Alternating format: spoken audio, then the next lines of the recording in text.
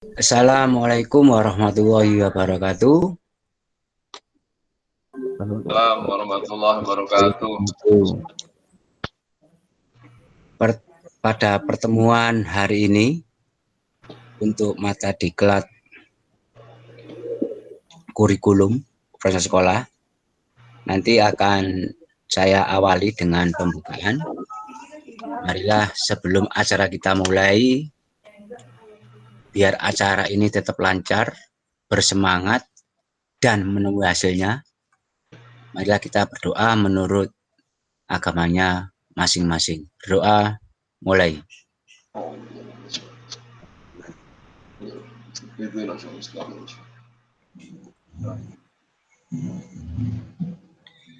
Berdoa selesai. Berikutnya sebelum ke sesi berikutnya supaya kita tetap semangat. Untuk itu Pak Eko Hari untuk memimpin speakingnya supaya anak-anak teman-teman kita ini biar semangat supaya nggak ngantuk gitu Pak. Monggo Pak. Assalamualaikum warahmatullahi wabarakatuh. Waalaikumsalam warahmatullahi wabarakatuh. Baik, sekarang kita waktunya speaking. Bapak Ibu, jika saya bilang SMK, Bapak Ibu menjawab bisa. Guru penggerak, Bapak Ibu menjawab luar biasa. Siap. Ya, kita mulai Pak ya.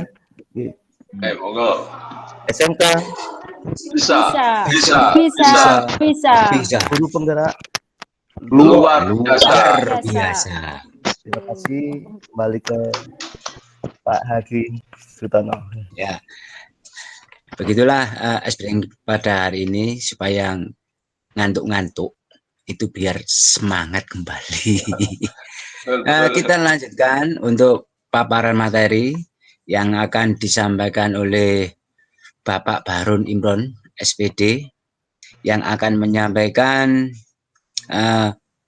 kurikulum operasional berbasis sekolah.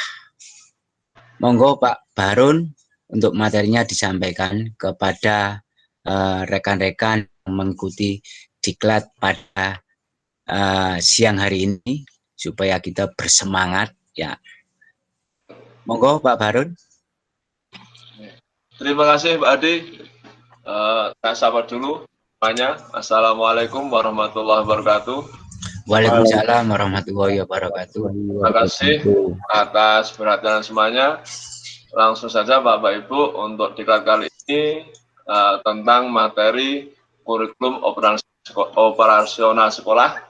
Berikut saya akan tayangkan PPT-nya lebih dulu.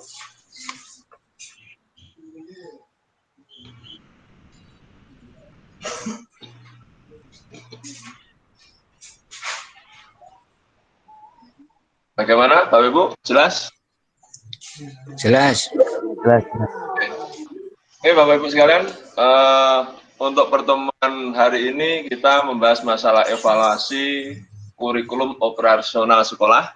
Kalau kemarin kita sudah bahas masalah pembuatan kurikulum operasional sekolah yang berbasis dengan keadaan sekolah di mana masing-masing sekolah punya tujuan masing-masing. Berikut, mari kita cermati tayangan berikut ini. Jadi ini pendampingan dan pengembangan profesional kurikulum satuan pendidikan. Selanjutnya, kurikulum operasional sekolah ini perlu adanya pendampingan, evaluasi, dan pengembangan profesional ini dilakukan secara internal oleh satuan pendidikan untuk memastikan bahwa pembelajaran berjalan sesuai rencana untuk mencapai tujuan yang ditetapkan.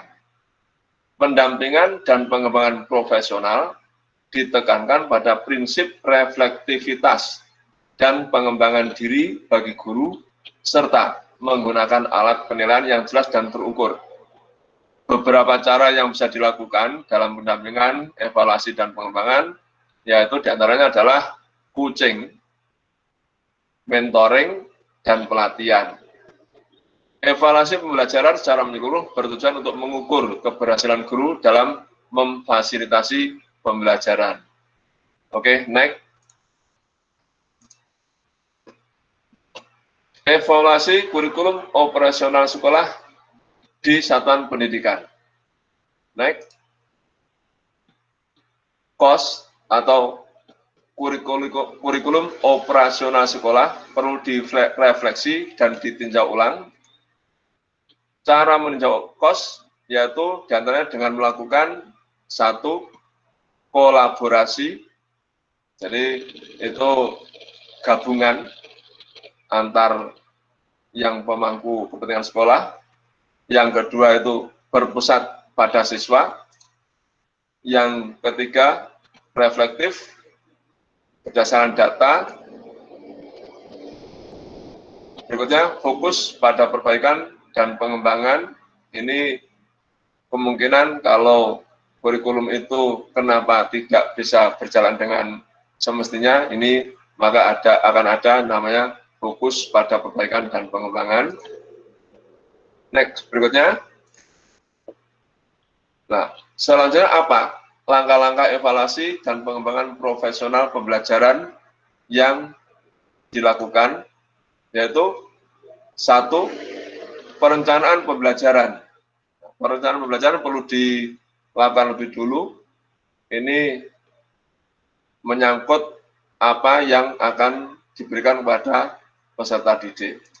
Berikutnya, ini pelaksanaan pembelajaran. Bagaimana pelaksanaan itu dilakukan di lapangan? Apakah bisa berjalan dengan semestinya atau tidak? Yang berikutnya, evaluasi pembelajaran. Evaluasi pembelajaran merupakan langkah yang terakhir di mana untuk menilai keberhasilan dari seorang pendidik terhadap capaian yang ingin dipenuhi sesuai dengan perencanaan pembelajaran tersebut. Yang berikutnya, refleksi dan umpan balik. Nah, ini merupakan kita kalau dapat dikatakan kita harus mencoba dan berani merefleksikan, berani untuk membuka kembali kira-kira dalam pemberian materi terhadap anak didik sudah sesuai dengan rencana pembelajaran atau belum. Nanti kalau belum, maka ada umpan baliknya, dan kalaupun sudah, nah umpan baliknya tentunya akan berbeda dengan yang belum sesuai. Berikutnya, pendampingan dan pengembangan profesional.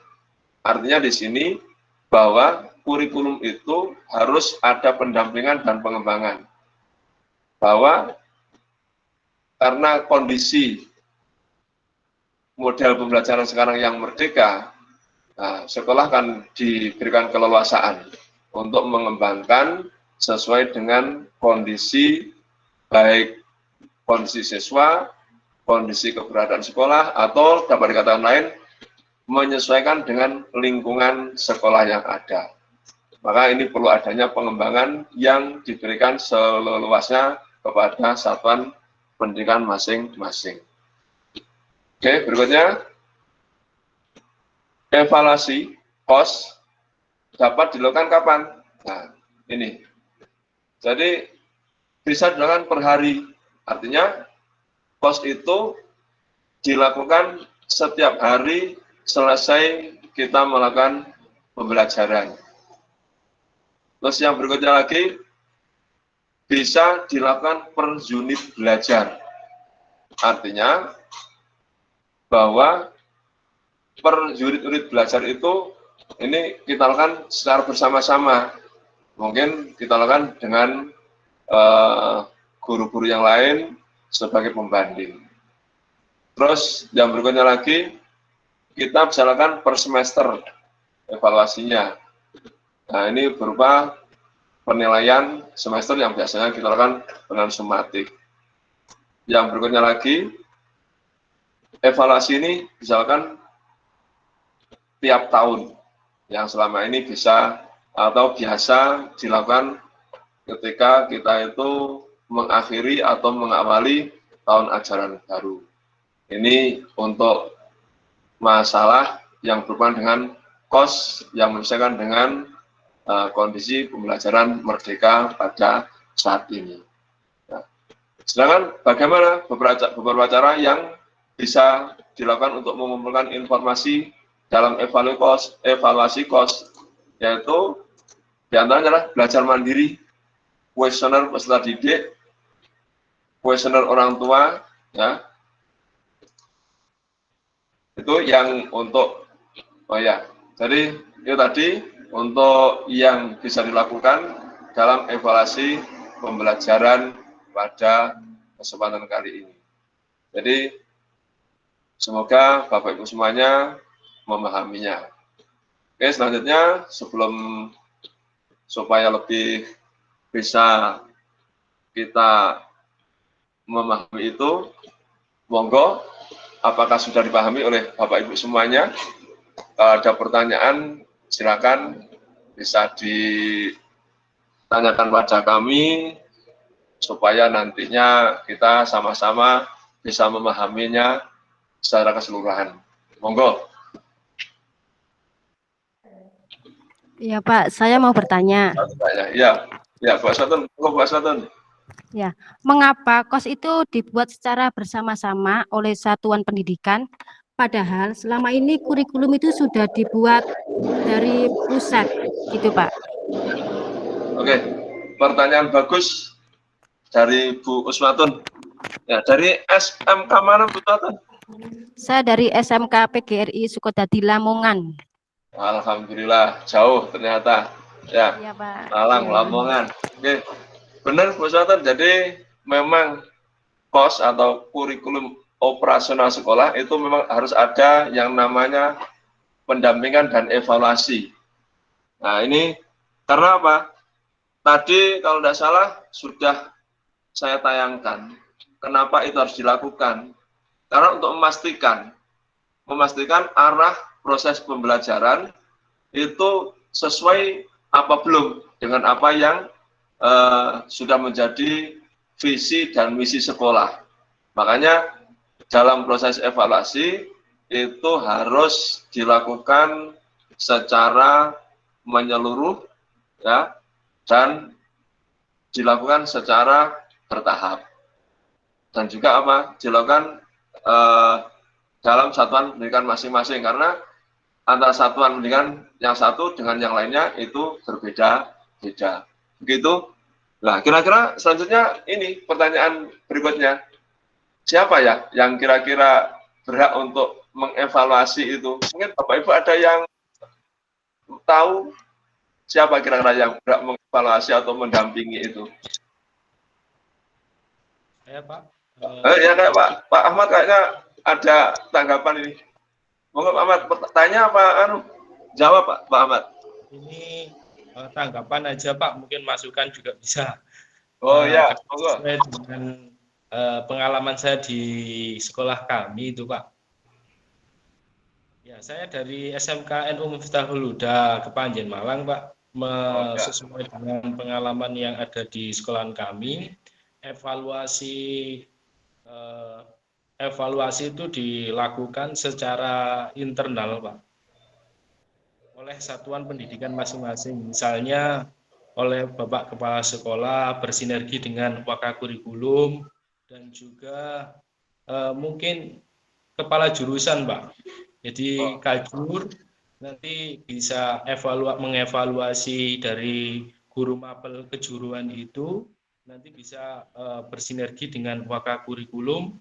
Dan kalau memang masih bandel, kadang itu nggak mengerjakan, nah itu bisa nanti ke kepala sekolah, bahkan juga ada yang didampingi oleh pengawas dari cabang dinas gitu Pak, supaya pembelajaran berjalan sesuai dengan rencana untuk mencapai tujuan yang telah ditetapkan sebelumnya. Mungkin itu Pak, sedikit masukan dari saya.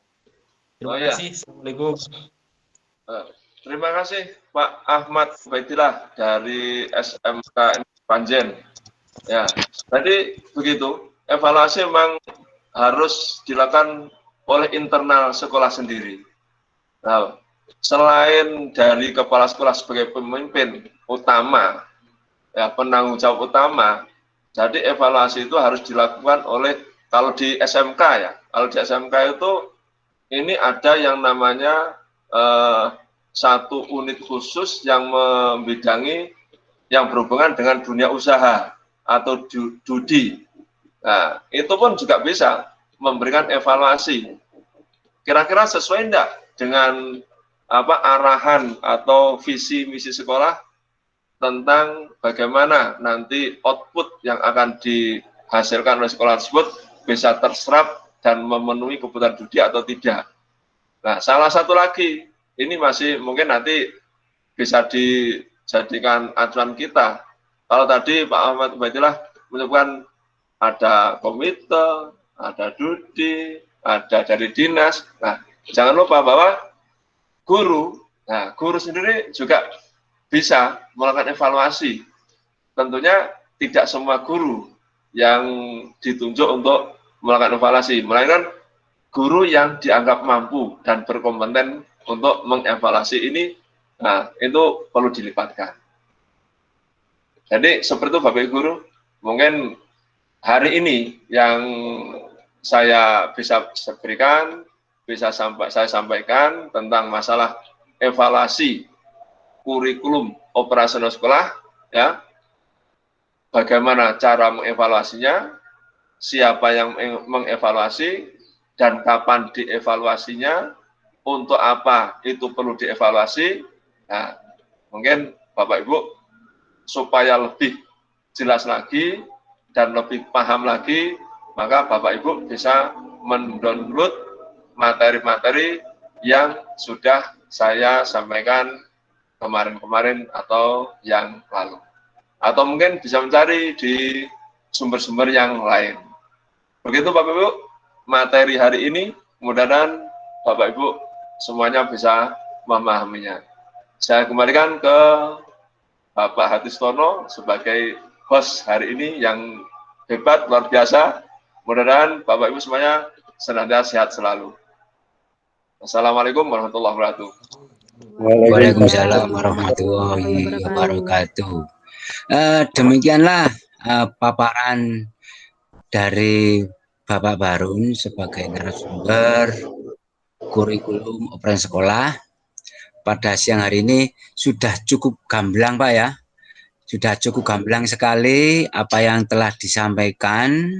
Nah, seandainya belum bisa memahami, ya kita harus belajar lagi di Mbah Google katanya begitu. Nah, gitu Pak ya. Nah, jadi itu yang bisa kita sampaikan pada kesempatan hari ini.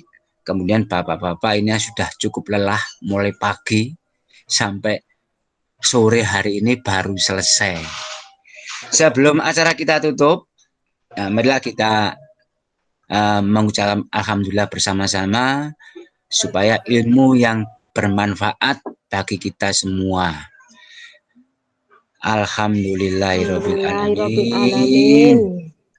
Saya kira cukup sekian dulu dari saya. Apabila ada kata-kata yang kurang berkenan di hati Bapak Ibu semuanya, saya sebagai manusia biasa mohon maaf yang sebesar-besarnya.